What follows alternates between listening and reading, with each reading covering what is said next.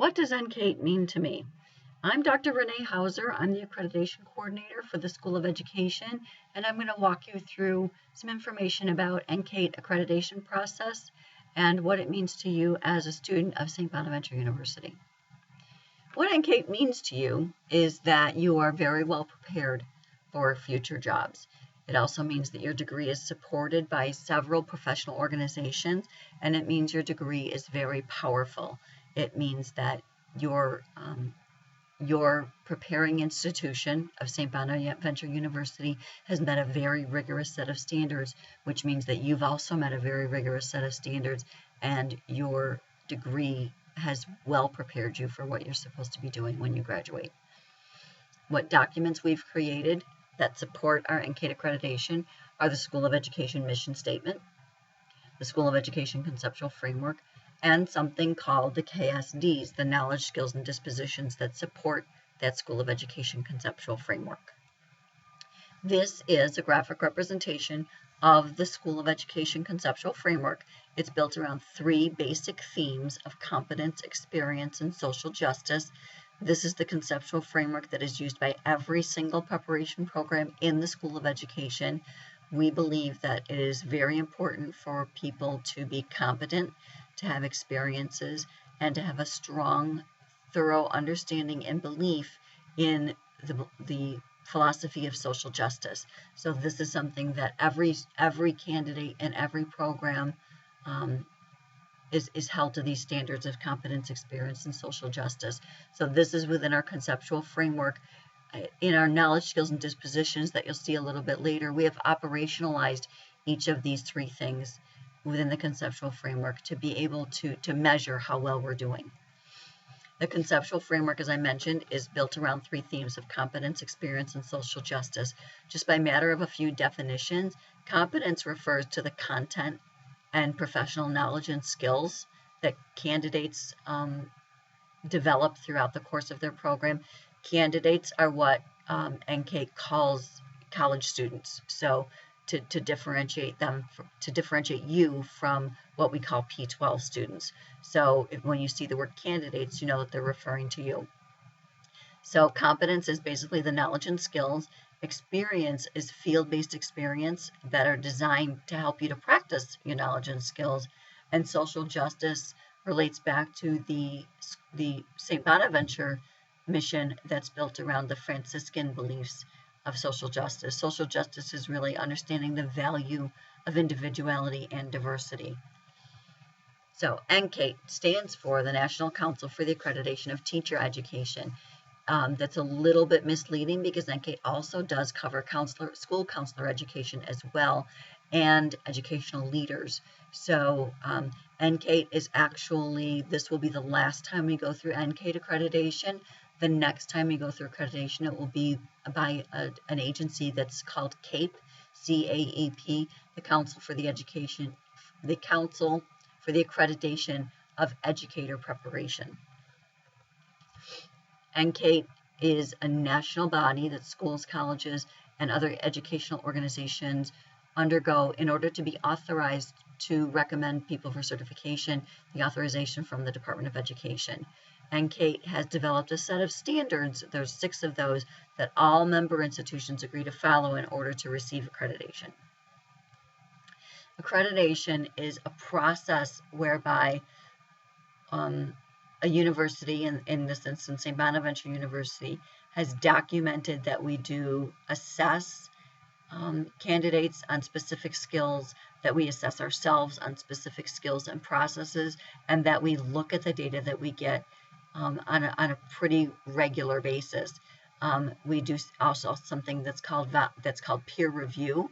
Individual programs have an opportunity to gain national recognition status by writing about how their programs address and document mastery of a certain set of professional standards for each of their candidates. That document is then reviewed by professionals in the field to document that say whether or not we should be nationally recognized, and I'll explain what that means in a minute. The process to become accredited by NCATE is that SPA reports are submitted ahead of time. SPAs are those specialty program associations that each individual program is looked at. Then we write an institutional report as an entire unit. That report was written and has been reviewed already by our site reviewers. They have read our documentation of how we say we meet the standards and the assessment and the data that we use, and now they're coming to visit so that we get to tell our story in person. St. Bonaventure School of Education was first accredited in 2003 and was then reaccredited in 2008. So this time in 2015, this is our third time that we're getting our NCATE accreditation. There has been a steady growth in the number of NCATE accredited institutions since NCATE was first formed. The growth for the number of accredited institutions is really a reflection of the fact that if you go through the accreditation process, it makes your program stronger. It makes sure that your candidates and your graduates are meeting a very rigorous set of standards and are well prepared for the workplace. Why should we become accredited? NCATE accreditation does make a difference in our programs. What we find is that the process of going through accreditation definitely makes us take a critical look at our programs, whether or not our programs in themselves and the assignments that we're giving students and the field experience that we're giving students, whether or not those actually make a difference in what students are learning. And we do find that we need to make sure that you are all well prepared for the field of education. In P12, P12 education has changed dramatically, and we have also changed in turn. So we want to make sure that through the process, one of the processes we do to make sure that we're meeting the needs of our candidates is through accreditation.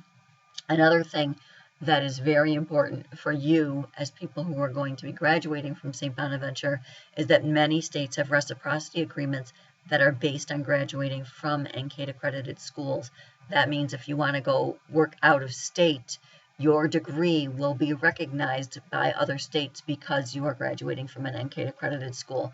Whereas if you went to a school that was not NCATE accredited, you may have to do some additional coursework in order to work in a different state.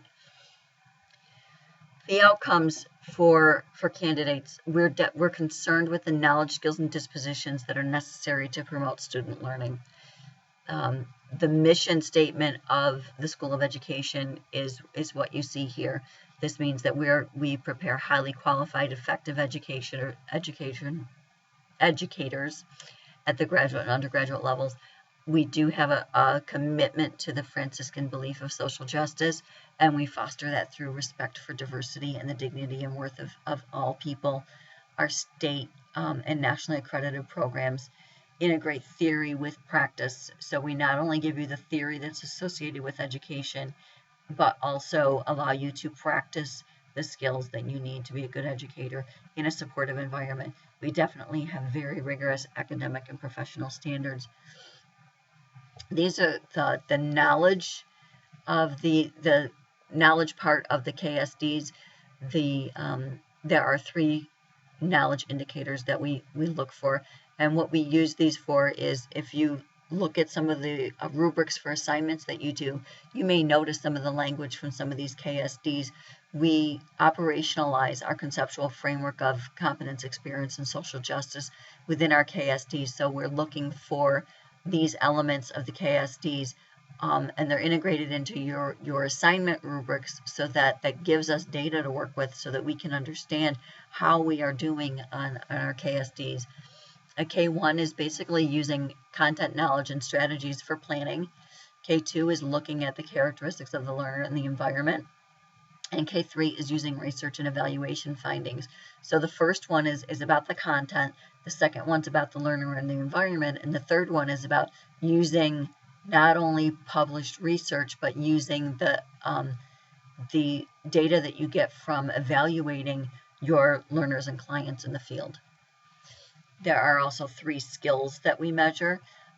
First one is communication in speech and in writing. The second one is using technology, and the third one is using appropriate assessment tools.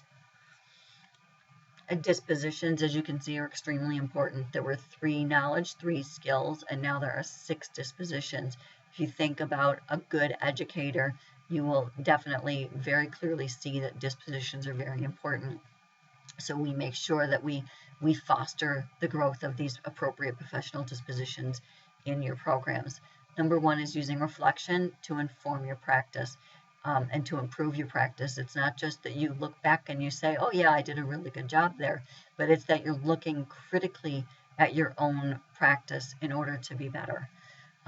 Being professional in your interactions, your periods, and your behavior. Being receptive to feedback is a disposition that's very important as a professional, working as an active part of a learning community. And if you think about that D4 and the activities that your teachers have you do in class, you can see how we try to facilitate that. In every class you take, we definitely facilitate activities for you to become part of a learning community in those classes. Demonstrating respect for the dignity and worth of individuals fits right in line with the Franciscan mission, as well as the philosophy of social justice. And creating effective learning environments goes hand in hand with the philosophy of social justice, that we want to make sure that our candidates are able to create environments that can support all students and all clients. A SPA stands for Specialty Program Area. Each program within our school has their own SPA or set of SPAs. I'm going to go over a list of them in the next few slides. SPA reports are submitted to the various professional organizations, and we do collect data on those professional standards on a yearly basis and aggregate and analyze those data to see where are some areas where we have some strengths and where are some areas where we might need to make some changes or focus more on those areas in our classes. A SPA organization will read the report that we write that documents how we are assessing the professional standards and what the data are on our professional standards. And the program will pass. It's called then national recognition. It's not called accreditation at the program level. It's called national recognition. The School of Education is accredited. Each individual program has national recognition. The SPA standards. For elementary education, the childhood standards are the INTASC standards. That's for the 1-6 childhood certification. The early childhood certification addresses the NAEYC standards, and the special ed certification addresses the CEC, or the Council for Exceptional Children standards. So elementary education has to write 3 separate reports to those 3 different program associations. Physical education also has 2 different sets of standards. They also operate under the INTASC standards and the National Association of Sport and Physical Education Standards, or the NASB standards. They write 1 report that documents that they've met those standards. Adolescent education is a little bit different. That program goes through what's called initial licensure post-baccalaureate review, and that means that there is a set of pedagogical standards that we have to document that program meets. In addition to that, there's a subset of content area standards, and those 5 content area standards are listed there. So we have to document that we meet a subset of the standards from teaching foreign language, teaching English, teaching math, teaching social studies, and teaching science. So that is a very labor-intensive process, and even if we only may have 1 student in the program who wants social studies certification, we still have to write that entire process and include the data for that 1 student. More SPA standards. Literacy operates under the International Literacy Association standards. Differentiated instruction operates under 2 different sets of standards: the NAGC standards for the gifted education portion of that program, and the Council for Exceptional Children, or CEC standards, for the students with disabilities. So we write reports that address that we meet both of those sets of professional standards. Educational leadership. Both the school building leader and the school district leader programs address the Educational Leadership Constituent Council, or the ELCC standards. And for counseling education actually goes through a process that's very similar to the NCATE process. It's more similar to NCATE than it is to the SPA process. Counseling education goes through a process that's called KCREP, and it's very similar to NCATE in that they not only have to document that they meet a specific set of school counseling standards, but they also have to document that the university and the unit of the School of Education provide appropriate resources to support the counselor program, the quality of the faculty, and the assessment system. So it's very similar in many ways to the NCATE process itself. The counseling education program is also undergoing accreditation this year. Our NCATE visit is in the beginning of November, and the KCREP visit will be sometime after that. The SPAs are connected with NCATE, although they are two separate processes. So the SPA report is written at the program level. So the program and the faculty in that program write a report that documents how we assess all of our candidates' mastery towards a set of professional standards, the data that we get from those standards, and what the data tell us. However, NCATE is looking at the entire unit. So they're looking at all of the education programs, all of the programs that leads towards certification. So everything, the knowledge, skills, and dispositions, that list of KSDs, those are assessed and evaluated for every single student in every single program that leads towards certification. And the unit as a whole has to report on all of these measures. Where do we get our evidence from? We get our evidence from collecting data for the SPA reports, your rubrics in your classes for many of your assignments are built around the professional association standards. So we take those data from your rubrics and we aggregate them and analyze them in a database where we look at how well are our candidates doing on all of these indicators, and where are some areas where we may need to provide some more support. We then submit that report to a group of reviewers for the SPA, who then decide if we have met the requirements of the professional association, and if we have them, we receive recognition. These are the 6 NCATE standards. The 3 that most directly impact you are numbers 1, 3, and 4. Number 1, those are the KSDs that I showed you earlier. That means that you have demonstrated mastery or will demonstrate mastery of each and every one of those indicators throughout the course of your program. Our assessment system and unit evaluation is also looked at by NCATE. Not that that doesn't impact on candidates, but it's not something that you see every day. What that basically means is the data that we get on the knowledge, skills, and dispositions, and the data that we get on the professional association standards, those are all put into a database assessment system and aggregated and analyzed, and that we look at those things on a regular basis within programs, and that we also look at specific data across the unit, like the KSDs, because those are addressed in every program. Field experience impacts our candidates directly and very positively.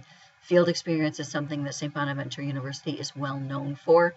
At the undergraduate level, our undergraduate initial certification candidates are very, very well prepared for student teaching because they've had so much experience in the field prior to that.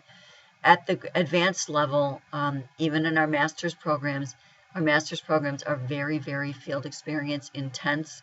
They're not simply based in theory. What we do at our master's level programs is provide opportunities for candidates to practice the skills they're learning in the college classroom with kids in local schools. Diversity, this is talking about the diversity among the faculty, the diversity among the students, as well as the diversity in the field placements. So what NCATE will look at is racial and ethnic diversity. They will look at socioeconomic diversity, and we measure that by looking at the percentage of students who receive a free or reduced lunch in the local schools in which we place people for field work. And they also are looking at the percentage of students with disabilities within the School of Education, as well as in the field placements in the community. Faculty qualifications, we have to document how our faculty are qualified to teach the classes that they teach. We have many faculty who have numerous years of service in regular P-12 schools, doing a variety of different jobs, and they bring a wealth of knowledge with them. We also have faculty who have terminal degrees or PhDs or EDDs. Those academic qualifications also make them qualified to teach the classes that we're teaching. So we have a nice blend of people who have a lot of experience in the field and people who have higher academic qualifications, and we all tend to work very well together and very closely together on making sure that we're meeting the needs of all of our students.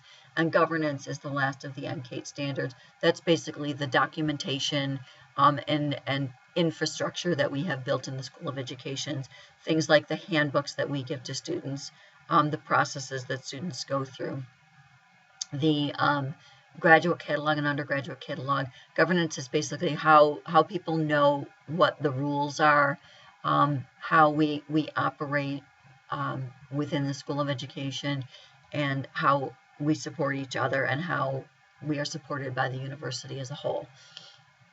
And accreditation is definitely a lot of work. This work started about 3 years ago with starting to collect data and gather evidence for our initial report. We are very eagerly looking forward to the NCATE visit coming starting on November 1st. November 1st is the technical start date, but we will actually be at the Buffalo Center with several site visitors on Halloween. We have visitors coming in on the morning and the afternoon of October 31st, which is a Friday. So they will be coming and spending some time at the Buffalo Center that evening, because that's one of the evenings that the Buffalo Center is in operation. They'll be doing some meetings there and sitting in on a class. So Halloween afternoon and evening is kind of when it's starting. Meetings on campus start officially on November 1st and go in through November 2nd. If you are asked to interview, and everyone should have received an email invitation by this point to participate in a meeting or an interview with our NCATE visitors, please don't be nervous. You are well prepared. Chances are they're not going to ask you anything you don't know. You would be meeting with a group of people, not just you sitting one-on-one with a visitor. It would be one visitor and a small group of students that you would be sitting with, or a large group of students. So you don't need to feel threatened or intimidated in any way, shape, or form. If you have not yet RSVP'd and you would like to participate in some of the meetings, which I strongly encourage you to do so, please email me. My email is below, rhauser@sbu.edu, and let me know which meeting you would like to participate in. And I will send you some information about NCATE and the process to help you to prepare. And as always, you're very welcome to ask me any questions if you should have any. And thank you for your time.